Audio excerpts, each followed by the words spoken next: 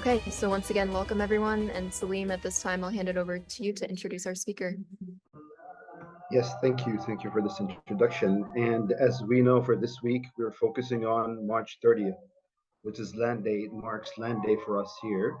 And so when we were thinking about it, we thought of an organization that works very well, very much with the people in the community, and specifically towards what it means on the land and their need and focus on the land. Holy Land Trust.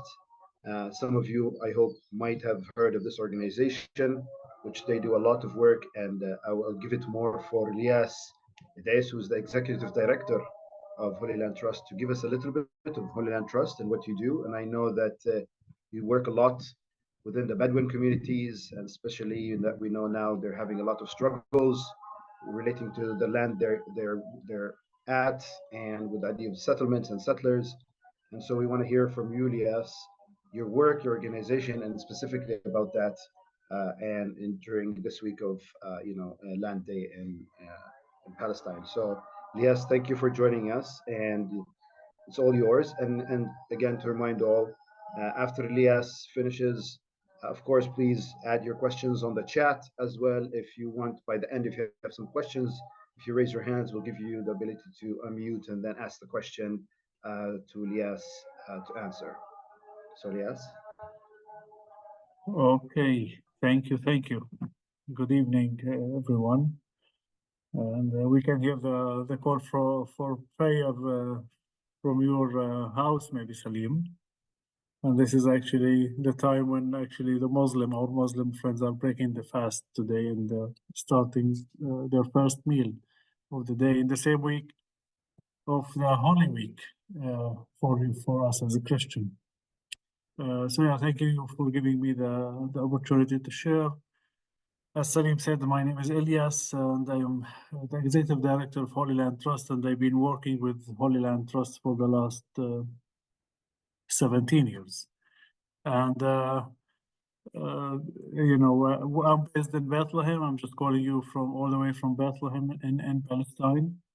And as you all know, we are commemorating the Lands Day in this week, the 30th of March, which is an important day for the Palestinian when just to show our respect and our connection with this land, the land that we call it holy. And let me just start first, understand and just share with you, like, what is our connection as a human with the land? Doesn't matter, where are you based, but in everywhere you live, there is, a certain connection with you and the land that you're living in. And according to our Christian belief, if we go to the book of Genesis, we all believe that God created man from dust, from earth. And this is actually where the first connection between human and earth and land started, that we are all created from earth, and we have the same, our body contains the same elements that the earth has. And I see it as a human that we have a certain relation with the land, and the land is the place where you live, you are connected, the place where you hold all your memories, all your connection, and also, the land is the place where, we cannot live without the land, where the land and the earth is giving us whatever we need to survive. And actually, this is how, Holy Land Trust vision is based on that. Like, as an organization, as a small Palestinian organization that was founded in 1998, 25 years ago, that believes that all individuals and all communities, they have the right and they have to connect with the land and to live freely wherever you are based in this land, without any fear, without any violence, just to live based on accepting and respecting And if you look at the land where we are living in, what we called it the Holy Land, and the land that all belief systems, and the three monotheistic religion has started here: Christian, Muslim, Jews. That we are all, being inhabitant in this land, and we have sacred history that all the individuals and the communities, they share the same value, that we call this land Holy Land. If you ask anyone, if you ask Muslim group or Christian or Jews, they call this land holy. So we are the trustees of the land. We, as people who are living here, we are the trustees, and we have the responsibility to respect and to accept each other belief system. So as an organization, as I said, we see all the communities, they have the right to live here, all the belief systems, like it doesn't matter what is your background. And for us as a Palestinian, Christians and Muslim, we fear we are being taken, and, disconnecting from our land, from all the, what's happening to the Palestinian today. The Israeli occupation in the West Bank is trying to separate and disconnect the communities from their land, from their relationship of our land. As a Christian living in the West Bank, I feel totally disconnected from my heritage sites and my religious sites that is located in Jerusalem, in the Sea of Galilee, where I have restrictions to travel and to go and to feel connected with my religious and sacred land that I feel connected to. That I feel, like I'm not, I feel there is something incomplete on me that to practice my religion, that I'm totally disconnected, and people are putting restrictions that I'm not allowed to be in a certain geographical area just because of my identity. And this is why, that as an organization, we are trying to create the shared vision among all the communities in this land, that we call this land holy, and we are the trustees again of this land. That how can we respect and accept our belief system and our identities and our differences in a way that we all celebrate it together in a positive way, not in creating, divisions and borders. Uh, so as an organization, as I said, we focus on how can we reconnect people into the land and to give them dignity and to ensure resilience of people in their land. Uh, because all the current policies and current Israeli military policies that is implemented, especially in the West Bank. Now I'm talking about the West Bank, that people are being displaced from their land. They've been prevented to use their land, or maybe and their land being taken. And the land for us as a Palestinian, and I'm sure for everyone, that as I mentioned before, it holds all our memories, and it holds a lot of memories and connection that we feel, like if you're taking our land, you're taking something part of our body and part of our life. This is how we are used as a community here to live in a certain geographical area where we believe we belong to. Like I introduce myself as I am Palestinian, I'm from Bethlehem. So Bethlehem as a geographical area is part of my identity, part of where I belong to. I belong to a safe, a place. I belong to a community. I belong to a culture. I belong to heritage, and the land is part of me, and part of my identity. And if you're trying to separate and disconnect the relationship between the land and the humans or the communities that they are living here, this is for us, it's a crime.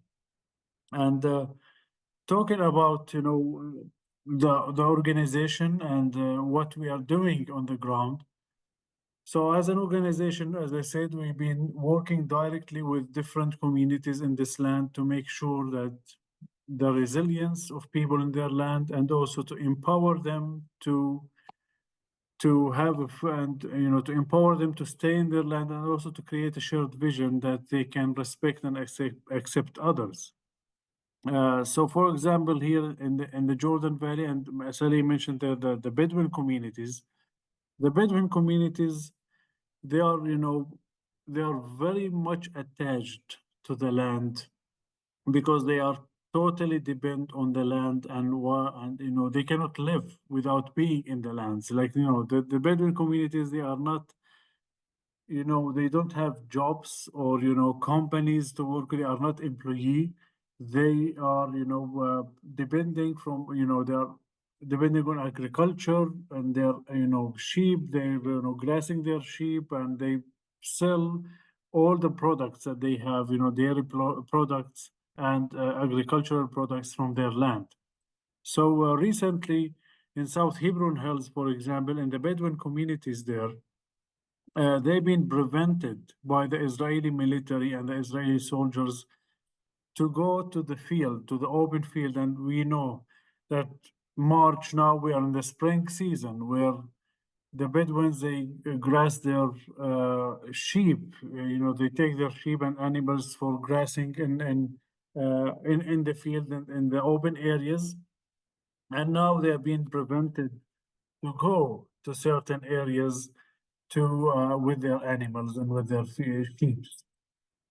Sheep. So that means that we are putting restrictions on the Bedouin communities, that they are not allowed to practice their rights, and they are trying to isolate their the community and their connection with the land. So they are now surrounded. Like recently, they have confiscated hundreds of dunams in South Hebron Hills in different communities, like Al Khair community, that the land that they are using being announced as like a state land. And the state land means that they're gonna confiscate this land to use it for building settlements or for military purposes. And this means that they have that this Bedouin communities, they are stuck in a place where they are not able to move with their animals, and or like to practice their daily life. And we as an organization, we are trying to help and support those communities by providing them with whatever they need. Like now, we're providing them with food for the animals. They need at least, for example, like a Al Khair community, they need at least 18 ton of animal food, which is the fodder to feed their animals in this season. In the same time, we are the water being cut from their community, from these communities, and home demolition as well is one of the main issues, that many homes being demolished, and they are trying to displace people. Like imagine coming and demolishing your house. And this is actually another project that we are working in Area C as a Palestinian organization. We are committed for the nonviolence, and we are committed of standing against the injustice. So many Palestinian homes being demolished in Area C for the sake of land confiscation, for expanding the building of settlements, or expanding the border of Jerusalem in the West Bank, in Bethlehem area. So as an organization, we go to families that their home being demolished, and we help them rebuild their home in the same land and the same size and the same location, because this is the only land that the family have. Imagine that you inherit a piece of land from your, from your grandfathers, or from your father, and this is all what you have: a piece of land that you want to live, you want to build your life on, and you want to raise your children, and then pass it to the new generation. And then when you decide to build a house in this area, the Israeli military, they come and demolish it for you. So this means that the family, they got, desperate. They don't know what to do, where to go. No one is standing with them. And our intervention as an organization is to go and to rebuild the house in the same size and the same place as an act of nonviolence against the Israeli military policy of the home demolition. So far, we have done 12 homes for 12 families in several areas in Bethlehem and in South Bethlehem, like in Halin, Batir, Al Khadr, Al Walaja. And we always say, thanks God, that none of these homes been demolished because we have an international support, that we have an international volunteers, that they come and stand with us and they help the Palestinian families in building. And we have our main partner in the UK, Amos Trust, that they do advocacy and campaign about the home demolition policy. And we try to reach out to US Congress members, senators, sending letters about the home demolition policy in the West Bank and the right of the Palestinian having house. So as I said, we always say, luckily, 12 of the homes, none of them being demolished, unless, except one, just 1 month ago. We have received the bad news that one of our homes that we rebuilt in Al Walaja got destroyed just last month. And now we are working on, we are not able to rebuild the house again in the same place because we are, consulting with the lawyers and we are following up the case to see if it's risky or not. But at least we have provided a mobile house, like a caravan, for the family to live in during this time. So the home rebuilding is one of our main projects that we do work with the Palestinian community. Again, it's about the connection of those families with their land that they inherited from generation to generation. The second area where we do work is in Jordan Valley, where also there is a lot of Bedouin communities that they live there. And there is Jordan Valley considered as the largest agricultural land, and it's considered to be, the main area where, it's considered, our food basket, where agricultural land is located, and many Palestinian farmers, cultivate the land and produce, vegetables. Unfortunately, water issue becomes a very sensitive issue in the Jordan Valley because water is controlled by the Israeli military and the Israeli government. We don't have, I'm sure you are aware of that we don't have the same equal amount of water for Palestinian and Israeli. We have worked with a community in Jordan Valley where there's hundreds of farmers. They are unable to cultivate their land because of lack of water, and their lands are located next to a settlement where there is a settlers trying to prevent those farmers to plant any kind of vegetables or trees. And we have succeeded in 2 years ago, working on creating a joint Israeli-Palestinian activist, especially those who are active in environmental issue, to go and work with those community or with this community to provide water resource. And we have done that by providing, water pipes from the nearby spring to the farmers with the help of the Israeli and Palestinian activists. And they were standing against the settlers, they were standing against the Israeli military. And by the help of those activists, we have succeeded to provide water network to the Jordan Valley farmers. And now, if you go there, if you're able to come and visit us here, you can go and see the greenhouses, the green areas where they are now cultivating it and producing vegetables and make it sustainable for them. At the same time, we have done so many projects in Area C where we provide greenhouses for the farmers just to sustain them and to make it, that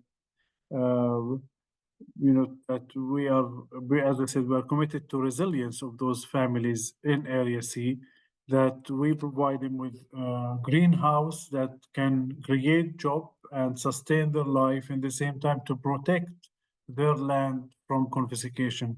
Because again, there is a law here that the Israeli military is using, that if you are not cultivating your land or using your land for more than 3 years, they can justify the confiscation and they can come and say this is a state land because they can prove that no action is taking the land, nobody is working in the land. So this is an excuse for the Israeli military to come and confiscate it according, to their military law that is going to be a state land. So what we're trying to do is to create kind of action in the ground to enable the farmers and the Palestinian who have land to use it in a positive way so they can protect the land from confiscation.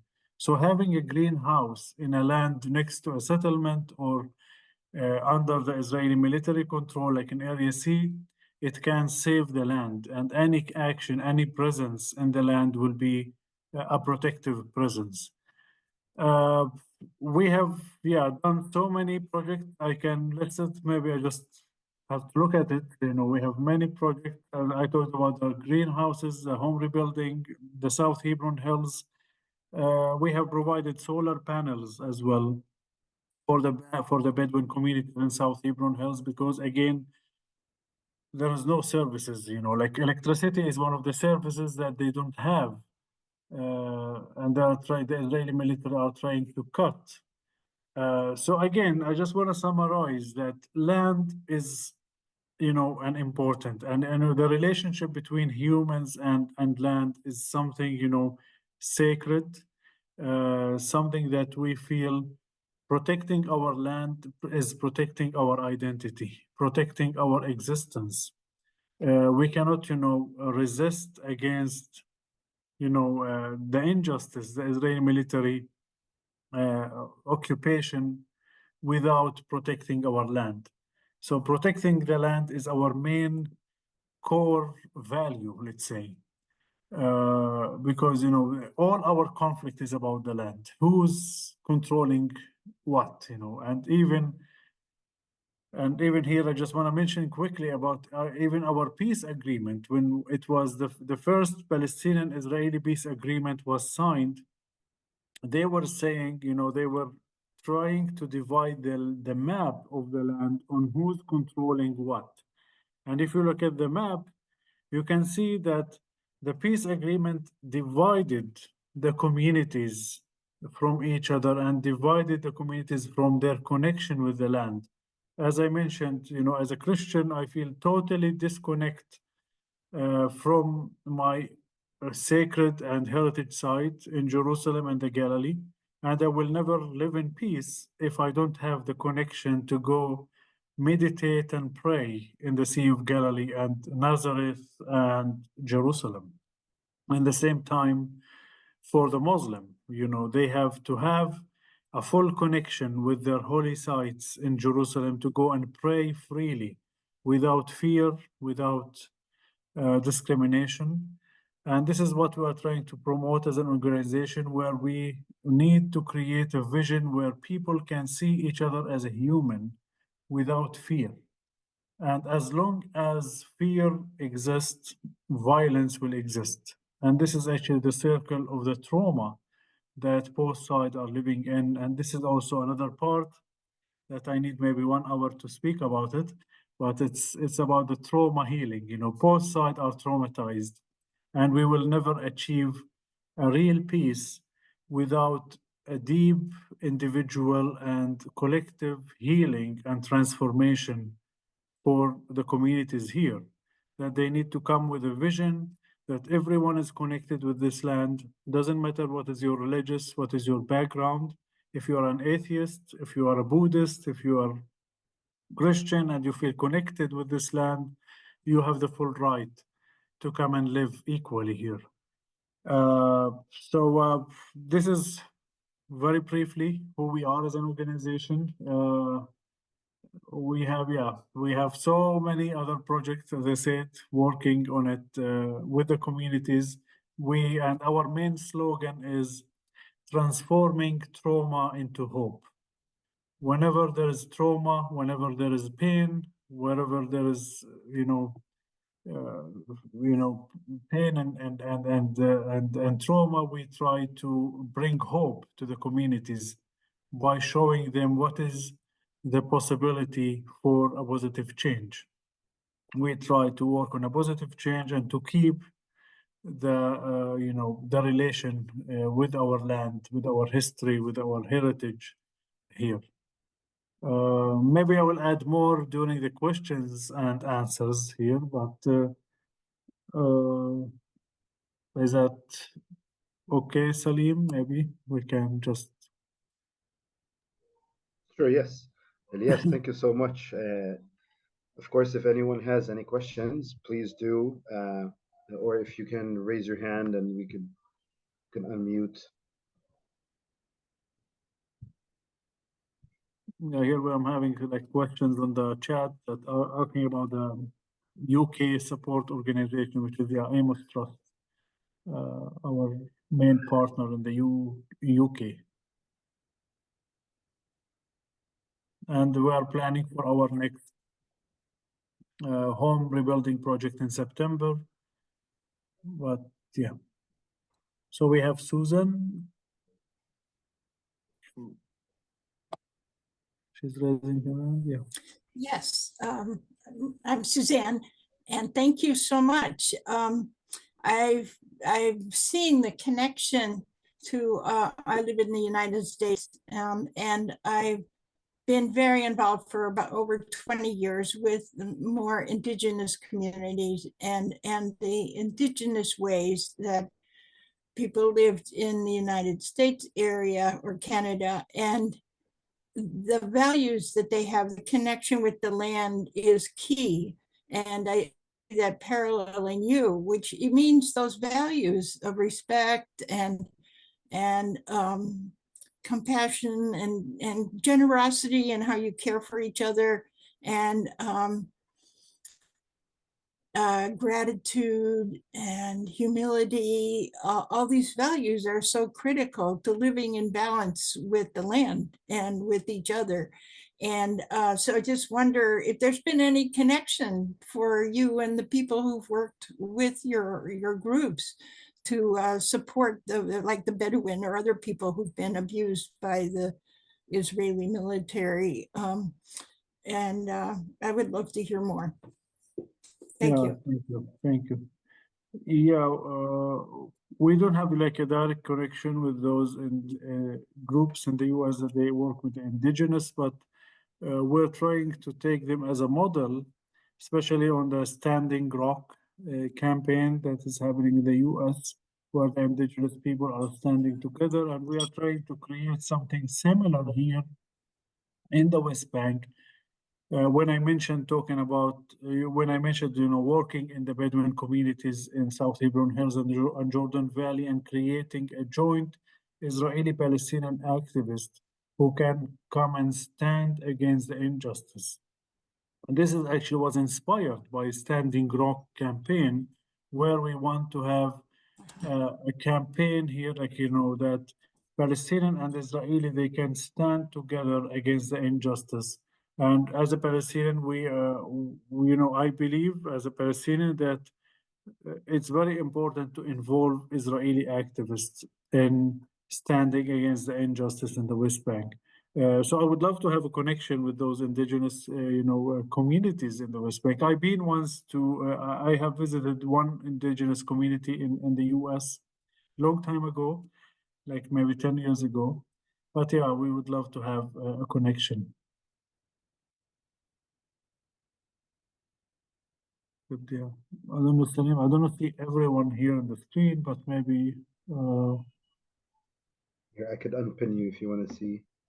yeah. There are some questions on the chat, Lias. Okay, let me. For example, one of the questions is how do you keep going and how do you keep your spirit up? Okay, yeah, that's a big question. Uh, I think it's part of my nature, my personality, and part of my identity. As a Palestinian Christian, grow up believing, seeing Jesus as a model for me of standing against the injustice.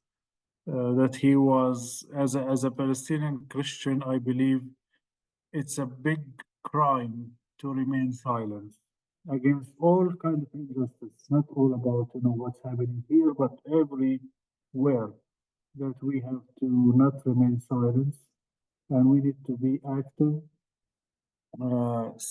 sharing, raising our voices, standing against the injustice in all the means that we can. Everyone can do his part. It doesn't matter, where you live or what capacity do you have. A small drop in the ocean, that we can do a lot of things, like we have.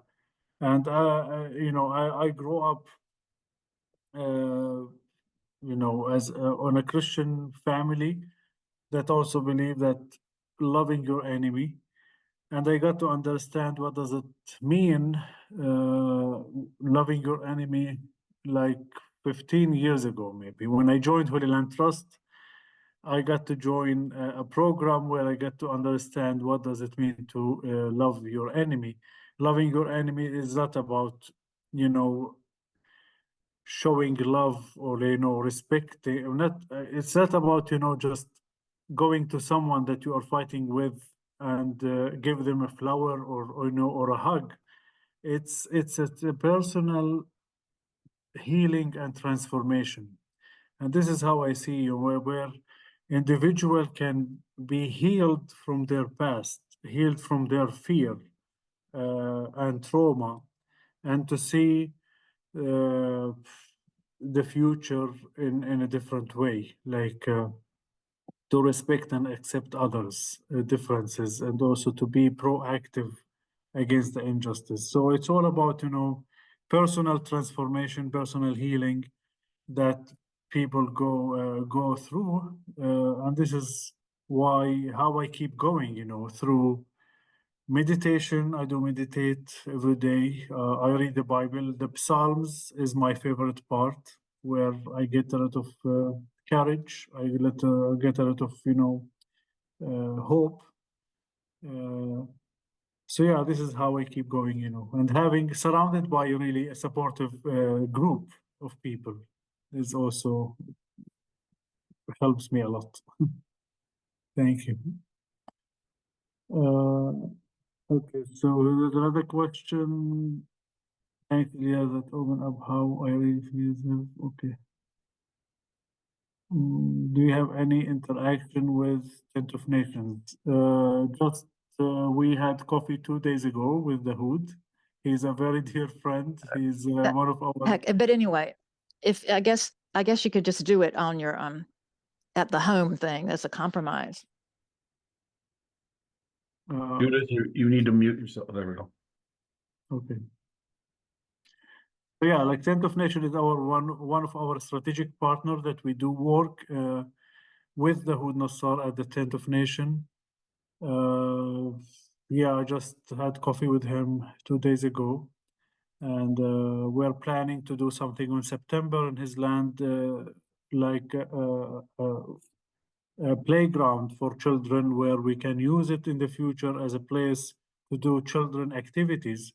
Because now one of our main programs that we are working on is the art therapy program for kids. We are targeting kids from several communities that we use art as a way of healing their trauma. Like now, all children are traumatized, even adults are traumatized from the current situation. and the ongoing violence. And I think now art therapy is very much needed. That now, hopefully in July, we will start recruiting kids from different communities and do art therapy for them. And Tent of Nation will be one of our venues or location to do it. NECBA, AI NECBA application. So it's a question, I don't know really anything about the, I don't have much information about the AI NECBA application. I don't know if Kaleem knows about it.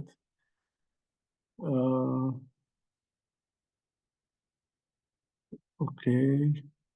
What do you say to Jewish group who might use the same argument about access to the Haram al-Sharif? Okay, so here, you know, we cannot deny history here. Like, you know, we have facts and figures, you know, like we cannot deny the right of all Muslim, you know, Muslim, Christian, and Jewish connection with this land. And here, if you are talking about, you know, the Jewish connection with Haram al-Sharif, we cannot deny that, but we have to find a way where, you know, if you look at the history before 1948, Jews and Muslims, they used to pray in the same place. Jews used to pray next to the Muslims in the Haram al-Sharif, or what you call the Temple Mount. Jews and Muslims used to pray in the same location in the Abrahami Mosque in Hebron. They used to pray in Rachel Tomb in Bethlehem. So the shared sites are, you know, it's the historical side and the sacred site is shared with everyone. It's not to manipulate and to dominate and to control the site for one group and ignoring the others. So I would love to see Jews, Muslim, and Christians are praying in the same place. Where I used to see that in Rachel Tomb before the separation took place, before building the wall. Now, as a Christian and a Muslim, I have no connection with Rachel Tomb. I don't know what's happening, you know, how it's look like. But before building the wall, Rachel Tomb was half synagogue and half mosque. So, and you can take this as an example for all the historical sites in the Holy Land. We cannot deny the right of the Jew. We cannot deny the right of the Muslim and the Christians. We have nothing to do. We have no problem with the Judaism. As Christians and Muslim, we believe Judaism is part of this community, but our problem is with the occupation, the separation, discrimination that is taking place in this land. Okay, here we have another question. And I think, Elias, we Yes. have maybe time for one more, so I'm gonna go ahead and choose Tan, Okay. just from this group as mainly an audience of internationals. Share with us some of the ways that this group can be involved and support the efforts of Holy Land Trust. Yeah, thanks. So as an organization, we are trying to create this global movement around the world that they are aware of what's happening here. Unfortunately, what do you see in the media is not always the truth. We invite you first to come and see, to come and meet people, to have a direct connection with the communities here. We use tourism as a tool of raising awareness, as a tool of bringing people together. Tourism, you know, unfortunately, all the groups and all the tourists, they come to visit the Holy Land. They put on their plans only historical sites, Christian, Muslim, and Jewish, you know, like religious sites. But the tourism that we have as a as an organization is responsible tourism. We invite people to come and to live the same way that the local people are living, to come to our homes, to go to communities where nobody is actually going to in a spiritual tour, you know, to meet the living stones. So this is actually one of the first tools that I would love you to have. If you are unable to travel, and we are totally understand, There's many restrictions, and maybe, people cannot afford it to come and hear, but at least to share and to have a connection with someone here in the land. And we are happy to help you to get stories. And our organization is all about sharing stories, to send you stories from the people here, from the communities, and to share it with your friends. And maybe you can organize like a Zoom call for us to share with your communities, with your churches, with your synagogues, mosques, or universities. And the third important one is, donations. As an organization, we totally depend on personal donations. We are not a big organization that get grants from big donors.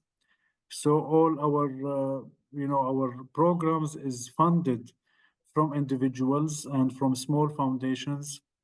We send the newsletter every Tuesday, every week, sharing about our work. If you are interested, please sign up for our with our newsletter. You can visit our website and you can sign up on our newsletter, so you can receive all our news and all our information and share it. Just share it with your friends. This is, how I see like you can be involved with us. Well, thank you, Elias, and thank you a lot. It was very No, thank- informative. no, thank you. To give it time, I just want to add one quick question, one quick note, very quick one.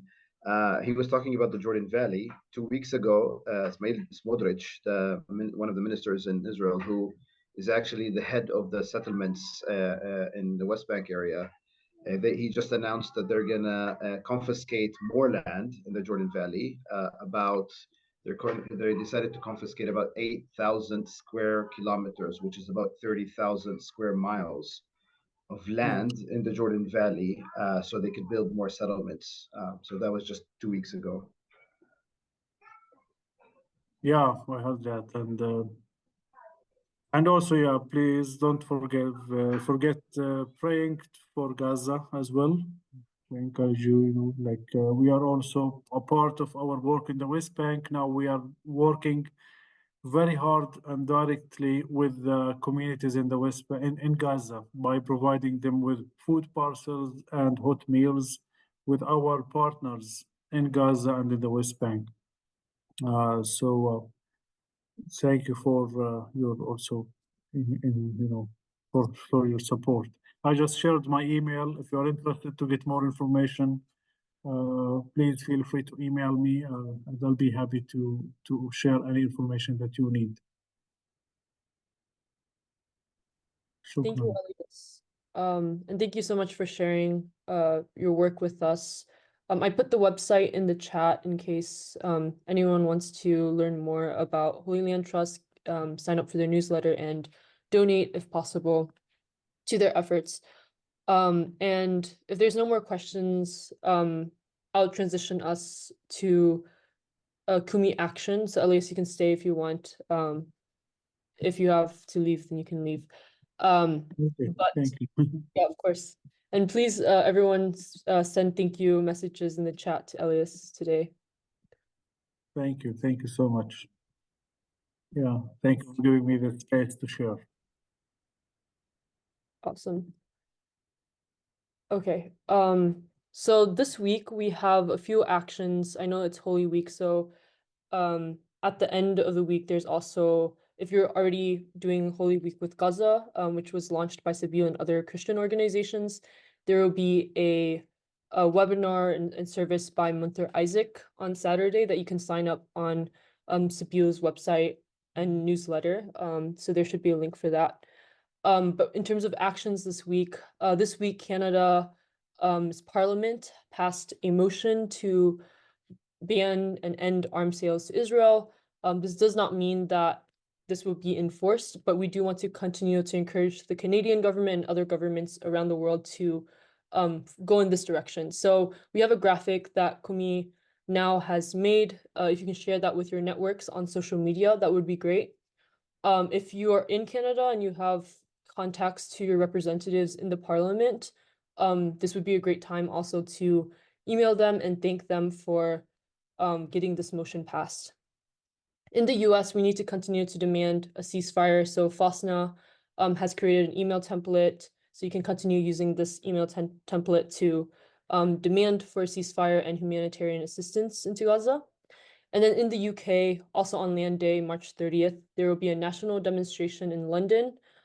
So more information can be found in our links as well in the chat. And if you can encourage your friends in the UK and your family in the UK to attend this demonstration, that would be great. And we'll leave maybe like a few, like 10 minutes for people if you want to stay on and do these actions with us. In case you have any questions, we'll be here. So thank you all, and thank you so much for coming today. And you'll see more of my face in the upcoming weeks.